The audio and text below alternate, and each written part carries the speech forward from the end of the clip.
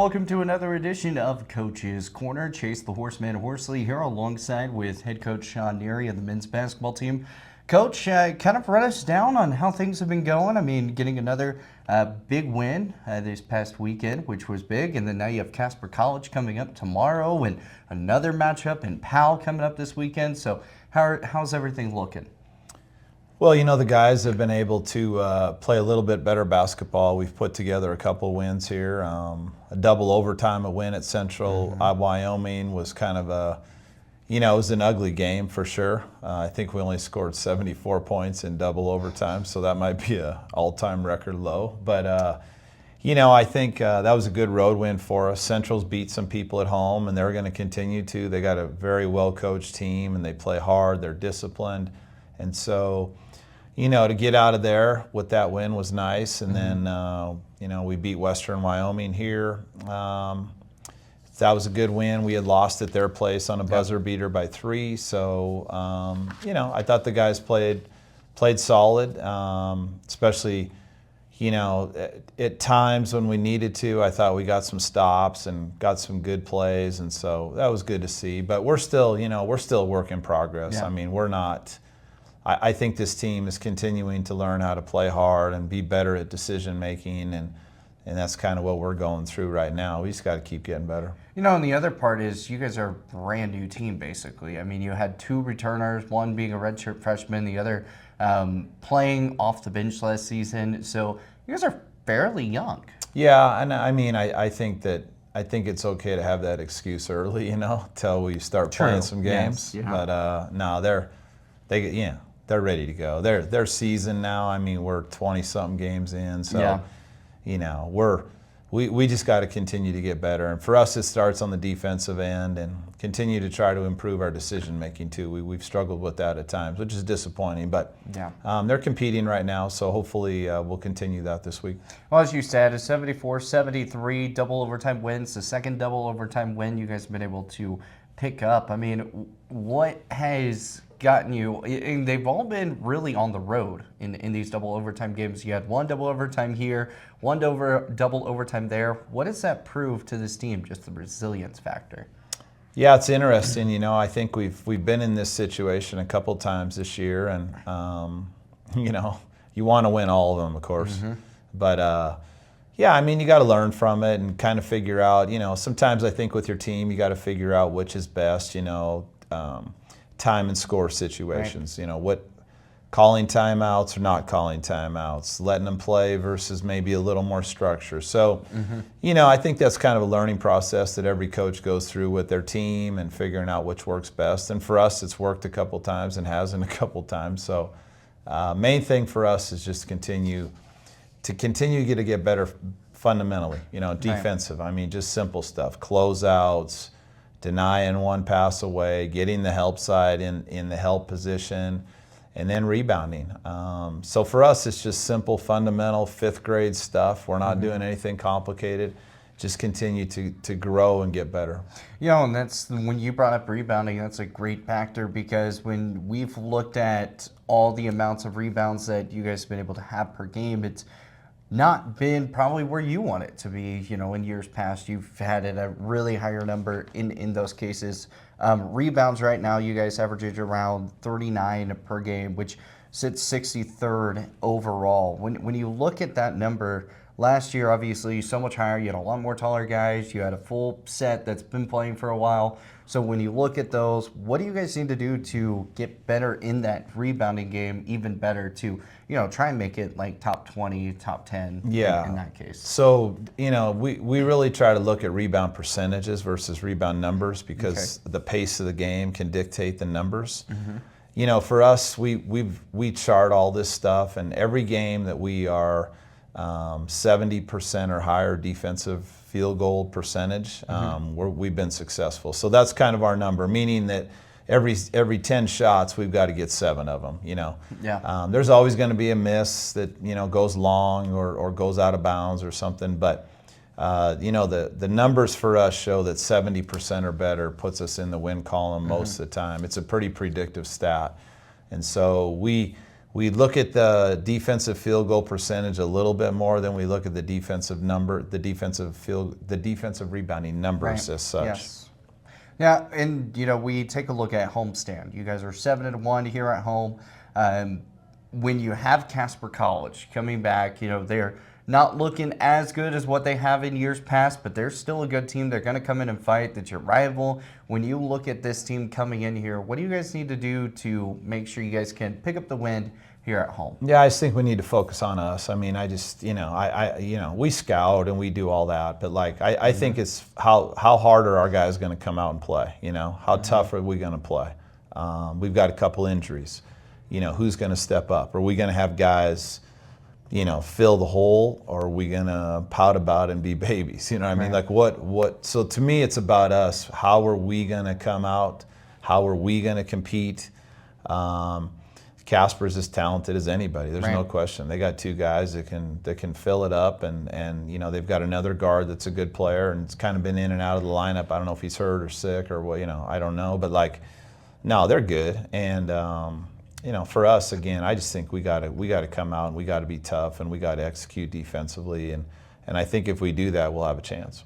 Last year, going back, you guys got into dogfights with Casper last year. Do you see that emotion and keep pushing in from this year, or do you think it's kind of everything has been all waved off and it's just kind of a brand new time? Yeah. I mean, two new teams. They have a new coach this year, although he was the assistant coach last year, and the coaches aren't part of the brouhaha that happened. But I don't know. I'm sure.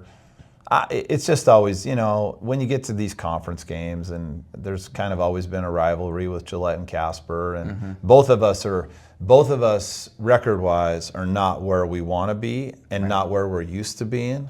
So we're probably both, let's go. We gotta be better than this, and the history of both of our programs. So, I expect it to be, a close game, tough game. But again, I think with our guys, just coming out and being tough and being able to compete for 40 minutes is going to be a big deal for us. So I'm going to caveat the injuries wise. So who all is out? Maybe just for a little bit. What does all that look like? Yeah, Moses Blackwell sustained a ankle sprain right before the Western game. Actually, the practice before. So he's still out, and Jaden Smith, who's had a great year too. Both him and Moses have just been really solid for us. But Jaden's nursing a calf injury, and so we need to proceed with caution with that. So I'm not going to play him tomorrow. So we'll be down a couple point guards, and might be a different look for us. But again, more opportunity for some of these guys to come in and get some minutes. And to me, it's a good test for us. How tough are we going to be? How are we going to overcome this? And so we got to challenge them on that. Yeah, Jaden Smith was the next topic I was going to kind of bring up, because, it looked like that he was kind of controlling everything right there, against Western Wyoming. And then, obviously, the injury happened, stuff like that. So do you think he's been one of the biggest leaders so far on this team, or would you say there's kind of multiple? Yeah, I think at the junior college level, where you only have separation of 1 year, and oftentimes 1 year in age, it's a 19-year-old and a 20-year-old. Leadership at the junior college level is hard. The past couple of years we had really good leadership. That's a little different for JUCO, I think, just because there's like I said, the age and the closeness. We just had that group that could do that the last couple of years. This year, I think we're finding our way and we're trying to figure that out. But I think the leadership starts at the top, which is me, and I think that everything trickles down from the head coach. So I don't often put it on the student athletes because I know how difficult it is, especially at this level. But on the floor, Jaden is definitely a vocal, high IQ guy, and I think that certainly helps. But we're a quiet team, and we've been quiet all year, and I hate it. Yeah. I think we got to be more verbal. I think we got to be more aggressive with our voices and calling, talking. Yeah. It's And definitely so- been a different year. Yeah, and so I don't like it, and we try to do everything we can. We've about pushed every button possible, but we'll continue to try to get them better at that. But the guys on the floor have to execute that. They have got to be engaged and be talking and be involved. And so any of the guys that can do that, it just seems like it's a trickle down effect where once one guy starts doing it, it kind of catches And it on. just keeps coming down. And Yeah. so, again, we're continuing to search for that and continuing to emphasize it and see if we can get better at it. Is there any certain defensive schemes that you guys have been kind of working on? Obviously, not saying too much about it, but anything that might be brand new coming up here to Casper, or maybe throughout the rest of the conference season? Yeah, I mean, I think defensively, we've always been a man-to-man program. That's no secret. How we cover ball screens, we have different ball screen coverages, so we can mix it up depending on who we're playing and our matchups. That's kind of one of the ways you can do it. Sometimes with teams, we may be able to trap the low post. We may not be able to, depending on matchups and personnel. Being down a little bit in numbers tomorrow, we may have to press even more. We may have to turn it up a little more, just because it's like, no, we're not going to go soft just because we got two guys out. We got to have other guys step up. So. But yeah, we're always ready to go zone. We have zones in. We practice it. So teams have to be prepared for it just in case. But generally we're man to man, and we're gonna stick with that. And depending on matchups, depending on certain actions that teams run, we can switch ball screens. We can switch off ball screens. We cannot switch. Yeah. So every game is sort of a little bit of you tweak it to maybe see if you can get the best matchup. Going back to kind of on the offensive side, free throws, it kind of feels like, every single game, it's my key of emphasis every single time, because you kind of drilled it in my head. It's like, you got to get to the free throw line, got to get those bonus shots. How well do you guys think you guys have been doing so far? Yeah, this I mean, season? we have a couple guys that shoot pretty well from the free throw line, and those are the ones we want to get fouled. Those guys that don't shoot very good, we don't want them to get fouled. And I think that's one thing about free throw shooting is, if your best free throw shooters get fouled, you tend to be a good free throw shooting team. We have definitely been not as good as we need to be from the free throw line, no question about it. We've left a lot of points at the line. Not only the first shot, but sometimes we get to that bonus, and you miss the first one, it's like missing two, really. Right. It's Absolutely. a turnover. So for us, some people ask if we ever practice free throws, and I always tell them, geez, I forgot about that. But no, we practice every day. And again, it's a matter of them just stepping up and knocking down the shot. I learned this free throw game. One of my friends that I played pickup basketball with, he kind of taught me, and it was just like, all right, you make a free throw, it's 1. Then the next person, if he makes it, okay, then it goes 2, or then, and then it just adds up. Once you get to 10, basically, like, whoever misses, if their points keep adding up all the way to 10, they're out.